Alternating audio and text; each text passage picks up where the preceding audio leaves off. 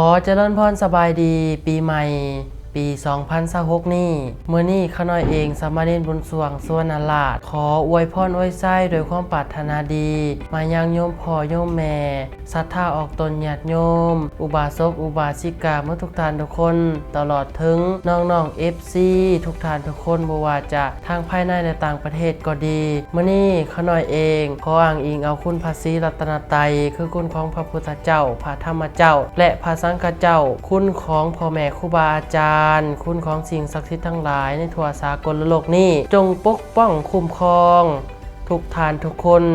ขอให้ทุกท่านทุกคนจงมีแต่ความสุขความเจริญสุขภาพแข็งแรงปราศจากทุกโศกโรคภัยหายเคราะห์หายเข็ญหายพยาธิโรคาอย่าเจ็บอย่าจนค่าขึ้นคายมานแค้วคาดปลอดภัยเจริญรุ่งเรืองในหน้าที่การงานทุกสิ่งทุกประการปรารถนาสิ่งใดก็ขอให้ได้สิ่งนั้นสมดังหวังชื่อว่าโพยไพสังอย่าได้มีมาใกล้อันว่าความเจ็บไข้หวัดไอพยาธิน้อยใหญ่ความเจ็บก็อย่าได้ความไข้ก็อย่าได้มีขอให้มีแต่ความสุขความเจริญรุ่งเรืองในหน้าที่การงานทุกสิ่งทุกประการค้าขายอันใดก็ให้โชคให้มานให้หั่งให้มีให้ร่ำให้รวยอย่าเจ็บอย่าจนด้วยกันจงทุกท่านทุกคนเทิ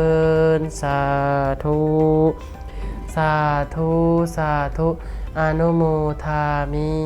สาธุ